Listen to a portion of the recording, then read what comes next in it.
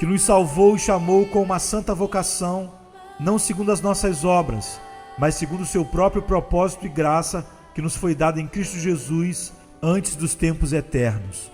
2 Timóteo 1, 9. Se quisermos influenciar pessoas intelectuais, devemos usar bons argumentos. Pessoas não muito racionais podem ser influenciadas por emoção, sem argumentação alguma. O apóstolo Paulo queria influenciar Timóteo, seu filho na fé. Timóteo era um estudante diligente. Ele tinha habilidade intelectual. Tinha também a graça de Deus. Paulo sentiu que a melhor maneira de influenciar Timóteo era lembrá-lo de verdades da Bíblia nas quais Timóteo já havia crido. Aqui se encontra uma lição para os pregadores. Deve haver equilíbrio na pregação. É bom e correto os pregadores apelarem ao sentimento dos seus ouvintes. Contudo, o bom ensinamento deve ter uma base firme em verdades bíblicas. É responsabilidade do pregador instruir no entendimento, bem como apelar ao coração. Se as doutrinas da Bíblia não são ensinadas ao homem, ele poderá facilmente se desviar para as falsas doutrinas. O apóstolo disse: levado em roda por todo o vento de doutrina, em Efésios 4,14. São as pessoas bem instruídas na verdade bíblica que não serão levadas pelos falsos ensinamentos. Paulo quer manter Timóteo fiel à fé. Assim, o apóstolo lembra o que é a excelente doutrina da graça de Deus que rege a salvação do homem. No nosso texto, o apóstolo Paulo apresenta um resumo do Evangelho. Ele mostra o destaque dado à graça de Deus a fim de ajudar Timóteo a ser corajoso em seu testemunho por Cristo. Alguns achavam que verdades doutrinárias eram mera teoria. Isso não é verdade.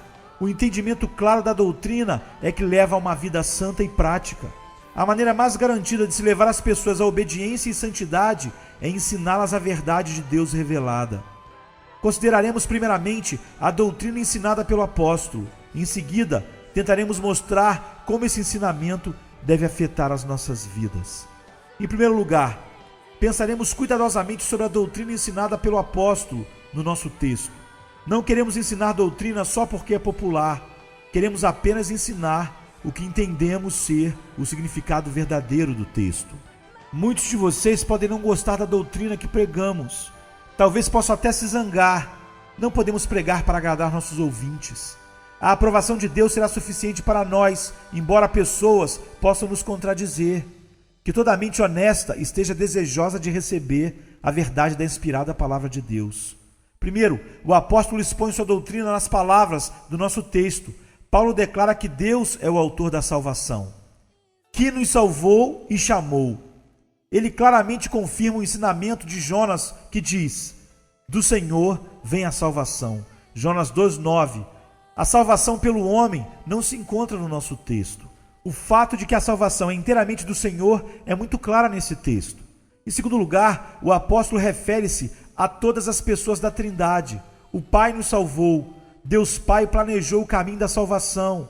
O pensamento que Cristo deveria sofrer como cabeça federal do seu povo veio do coração do Pai. Esta mesma verdade é ensinada em outras passagens das Escrituras, como 1 João 5,11, Efésios 1, 3-6 e João 16, 27. Além disso, a dádiva de Cristo, o único Filho de Deus, veio do coração compassivo de Deus. Veja João 3,16. Deus, o Pai, escolheu pessoas que seriam redimidas. Elas são chamadas por seu decreto, como diz Romanos 8,28. Portanto, o plano de salvação veio da sabedoria e graça de Deus, o Pai. O apóstolo não esquece da obra de Cristo, o Filho. Somos salvos através do Filho de Deus. Porventura, não é o seu nome Jesus que significa Salvador? O Filho de Deus nasceu no mundo como homem. Ele viveu uma vida perfeita. Demonstrou na sua vida a retidão com a qual o seu povo se reveste. Por causa da morte cruel de Cristo na cruz, o pecador pode ser limpo do seu pecado. O povo de Deus é aceito por meio da vida perfeita e da morte expiatória de Cristo Jesus. Diante do trono eterno, o povo de Deus irá cantar: aquele que nos ama e em seu sangue nos lavou dos nossos pecados. A ele a glória e o poder para todo sempre. Amém. Como está em Apocalipse 1, de 5-6. Em quarto lugar, o apóstolo nos lembra da obra do Espírito Santo, a terceira pessoa na Trindade.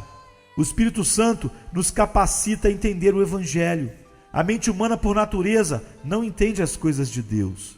O Espírito Santo influi na nossa vontade. Ele nos tira da nossa condição de rebeldia e ajuda-nos a obedecer à verdade. Acaso não é o Espírito Santo que nos renova? Criados em Cristo Jesus para as boas obras, é o que Paulo diz em Efésios 2:10. Não é o Espírito Santo que nos ensina e nos conforta? O Pai planeja, o Filho redime e o Espírito Santo aplica a redenção aos nossos corações. E nós nascemos de novo. Portanto, o Pai, o Filho e o Espírito devem ser referidos como o Deus que nos salvou. Dizer que nós nos salvamos a nós mesmos é ridículo. Na Bíblia, somos chamados de templo santo no Senhor, Efésios 2:21. O templo não construiu-se a si mesmo. Cremos que Deus, o Pai, foi o arquiteto do templo. Ele planejou, ele forneceu os materiais de construção e ele terminará a obra. Não haveria necessidade alguma de um redentor se pudéssemos salvar a nós mesmos. Mas éramos escravos de Satanás e não tínhamos como por nós mesmos quebrar o poder do pecado que nos aprisionava. Poderia o rebanho de Deus, o qual Cristo tomou das garras do leão, ter se libertado a si mesmo? Não podemos acreditar que Cristo veio para fazer o que os pecadores podiam fazer por si mesmos. Podem os mortos por si mesmos se fazerem vivos? Quem pode dizer que Lázaro, morto no túmulo, veio à vida por ele mesmo? Ainda que Lázaro pudesse se ressuscitar dentre os mortos, nem assim creríamos que os mortos em pecados pudessem se fazer vivos. Pecadores salvos pela graça de Deus tornam-se novas criaturas em Cristo. Como poderia a criação ter feito a si mesma? Se temos uma nova criação, deve ter existido um Criador. E do ponto de vista espiritual, regeneração é obra inteiramente de Deus, o Espírito Santo. Ninguém ajuda o Espírito Santo na sua obra de regeneração. A renovação da alma é a operação dele. Nós adoramos o Pai, o Filho e o Espírito Santo. Reconhecemos que se somos salvos, é porque fomos salvos exclusivamente por Deus. A Deus seja dada toda a glória. Em segundo lugar, quero dizer 3 coisas sobre a maneira pela qual Deus nos salvou. Primeiro, nossa salvação é completa. O apóstolo diz que nos salvou. Crentes em Jesus Cristo são salvos no momento que colocam sua confiança em Cristo. Eles não esperam que sejam salvos. Deus salvou completamente seu povo. Ele o escolheu para esta salvação. O preço total da salvação desses pecadores escolhidos por Deus foi pago quando Cristo morreu por eles na cruz. Cristo disse quando pendurado na cruz: está consumado. João 19:30. Estávamos completamente perdidos por causa da desobediência de Adão. Fomos completamente salvos quando Cristo, segundo Adão, terminou sua obra redentora por nós. Em segundo lugar, meu segundo pensamento é que o texto diz que nos salvou e chamou. Será que Deus nos salvou antes de nos chamar? O texto diz que ele assim o fez. Não sabemos que somos salvos até que o Espírito Santo opere em nossos corações, trazendo-nos a Cristo. Entretanto, no propósito de Deus e na redenção de Cristo, somos salvos antes de sermos chamados. O Senhor Jesus Cristo pagou as dívidas do seu povo quando foi crucificado. Por conseguinte, vocês podem ver que fomos salvos antes de sermos chamados. Em terceiro lugar, Deus nos chamou para uma vida santa. Aqueles pecadores pelos quais Cristo morreu são chamados pelo poder do Espírito Santo à santidade. Eles deixam seus pecados, tentam ser como Cristo. Antes de serem salvos, amavam o pecado. A velha natureza deles amava tudo que era maligno. A sua nova natureza não pode pecar porque é nascida de Deus. Deus chama o seu povo à santidade. O povo de Deus não é santo porque quer que Deus o salve. Deus, através do Espírito Santo, opera a santidade nele. Portanto, o belo fruto espiritual que vemos num crente tanto é a obra de Deus, quanto é o resultado da expiação pela qual Cristo comprou. A salvação de um crente é unicamente pela graça. Deus é o autor dessa graça.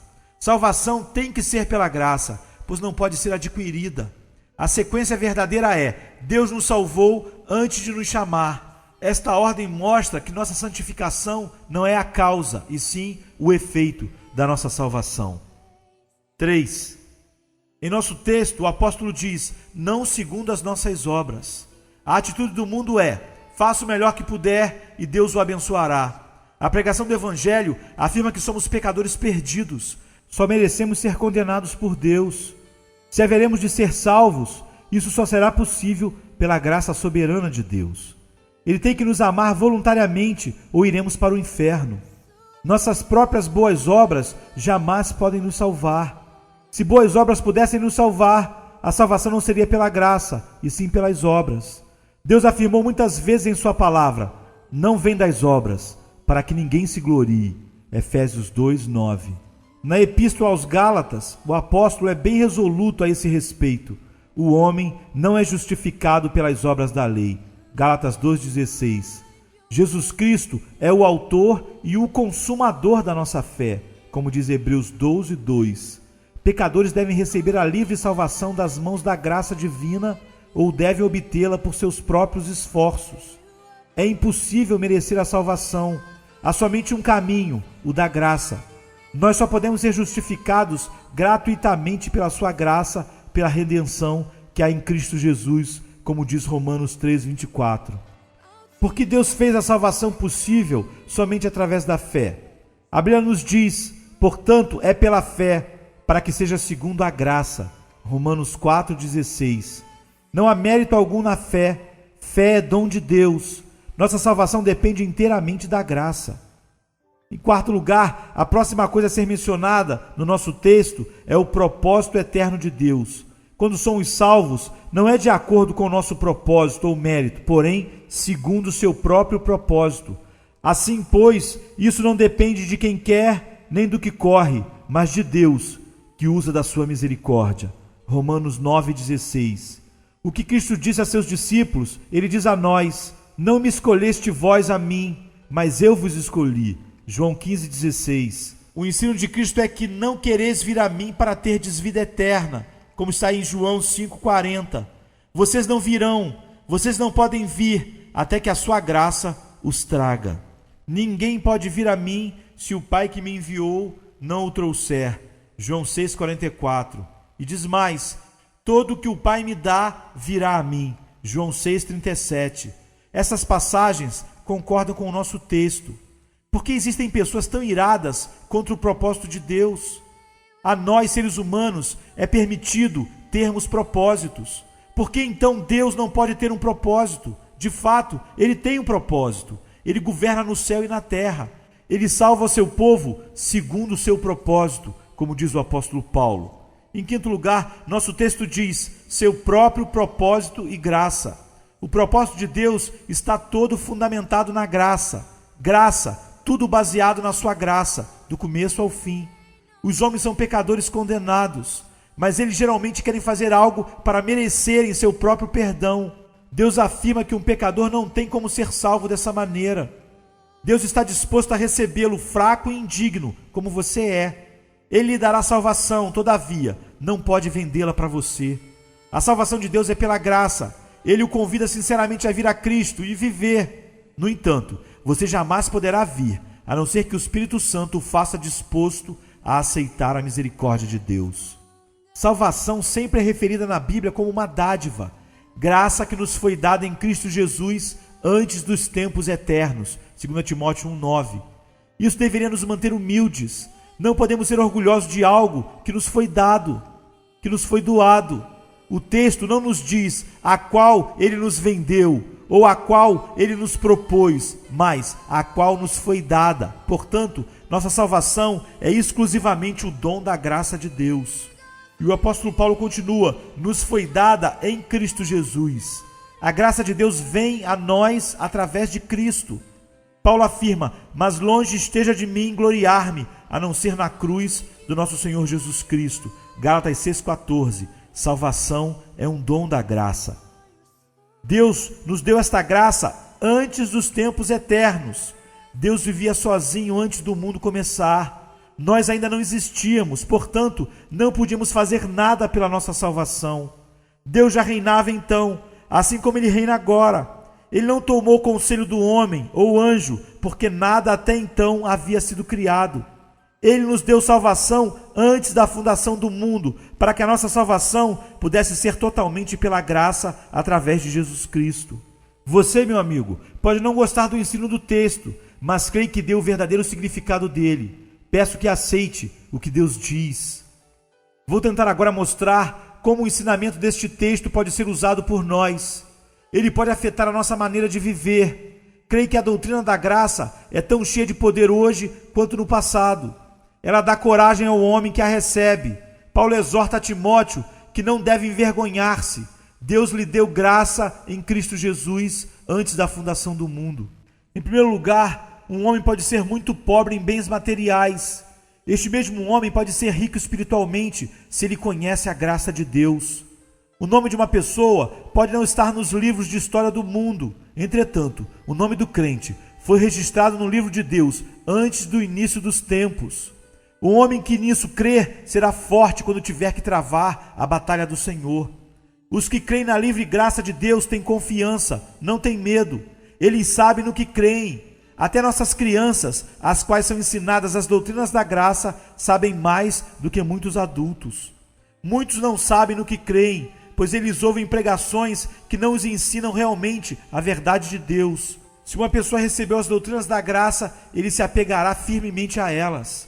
As doutrinas serão muito queridas a essa pessoa e ela estará preparada a morrer pelas verdades que crê.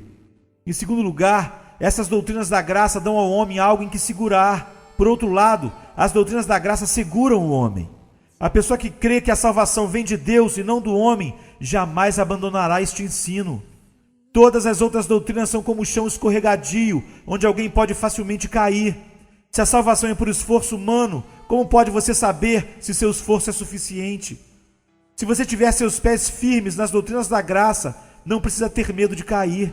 Este fundamento é bem firme e o suportará. Apeguemo-nos firmemente à verdade do propósito eterno de Deus em Cristo Jesus antes do início dos tempos.